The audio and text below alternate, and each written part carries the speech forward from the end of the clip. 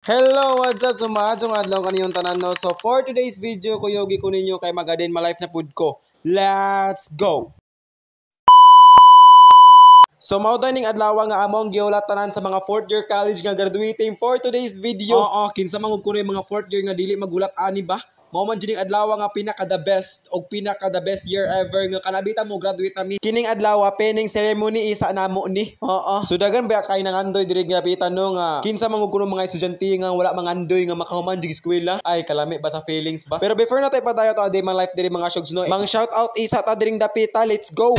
Shout out ni Calyes Grace Digit. Shout out ni Echizin Emperado. Shout out ni Stephanie Dopio Amorganda. Shout out ni Giovanni Pacolalang Bailon. Shout out ni Ninia Martinez. Shout out ni Nia April R. Arcibal. Shout out ni Felicito Alboro Bajo. Shout out ni John Jacob Gualingco Tampos. Shout out ni Judy Ann Binanyusa. Og maura to'y nagpa-shoutout ato for today's video mga syugno. Kung ganahan mo mag-shoutout, comment lang sa comment section. Let's go!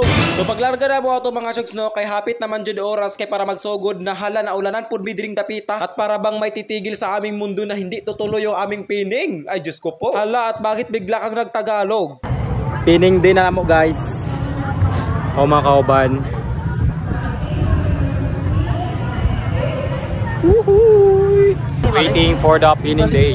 So meron nagtatanong kung ano ba talaga yung course ko. Okay, to tell you frankly, ay charis, kung ano nga ba ang kinukuha na kurso ni Abtoy, Bachelor of Science in Office Administration. Yan po yung course kong kinuha. Meron din nagsasabi dito guys no nga ako daw ay seaman or ako daw ay flight attendants. Ay Diyos ko po, ang layong-layo na po yun. Actually guys no, yung sinuot namin na uniforme ay kamukha siya sa pagiging flight attendants. Mura po siya gatrabaho mi diri sa Mr. DIY ba kay black o yellow ang among color. So while nagpaso-paso na si Abtoy diri ano, o nga akong father nga si Andoy.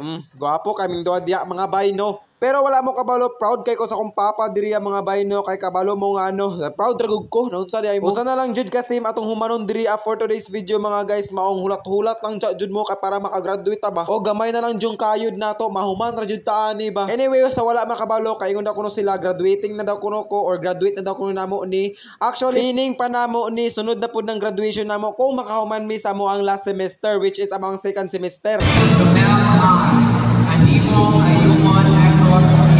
ito talaga yung araw na pinakagusto kong mangyari sa buong buhay ko mga besno, yung makapunta ako sa stage na tatawagin ang aking ngalan. Pero di ko gusto yung tatawagin akong Jomel kasi ako si John Mel. Wala kayong magagawa sa buhay ko kaya pangalan ko to. Ako ang mag-iiba sa aking pangalan kaya tawagin nyo akong John Mel. Anyway guys, I'm very proud to myself no nga nakaya na ako ang 4 years. Pero wala pa mamimahuman good. Napadyo taon mi last sem no. Ngay naot maghampo dito sa Ginoo nga makagraduate ta. Kaya pining-pining ta dring dapita. Unya dili ta ka-graduate. Diyos ko. Kaya kung ikaw ay nag-aaral ka ngayon, hala, ipadayon ni mo na or ipadayon na ako na. Lisod pod no, ako ipadayon ana nga imuha man na. Mo man ang gisugdan, ipadayon na, ayaw sig dilaog diya. Kung kaka-eskwela ka karon, ipadayon na antod mahuman ka. And someone proud of you if mahuman kag eskwela. Tall student nga nangandoy pod ka makahumag eskwela ba. Kamo na pod pohon nga manghinaot makahuman pod mo eskwela. Kanabit ang feeling nga tawagon pod inyong ngalan diri sa stage ba. Anyway guys, dili pa man ni siya graduation day, but I just want to remind everyone that mupadayon jug eskwela, maguman jug eskwela is the most important things in our life. Hala, to someone nga nangandoy nga makayon ani pod no. I'm very proud of you kay nakaya nimo tong mga panahon nga nagkalisod ka ba. This moment isn't easy guys. Kay daghan kang struggles may encounter sa imong kinabuhi. Actually, hapit na ganito ako moundang kay tungod aning financial ba. Pero God reminds me nga magpadayon ra gyud pirmi kung unsay mong ginasugdan. And God always reminds me kung unsay mong ginaani na apo nay pagbunga. Sama sa akong pag-vlog no, kaundangon mo ta ko ani pag-vlog na ako diri mga best kaso ang Ginoo mismo remind sa ako ang magpadayon jud ko. Dili man sa ingon nga panghinambog na ning ako diri ano, pero na nadyoy makita ginagmay sa ako ang pag-vlogs.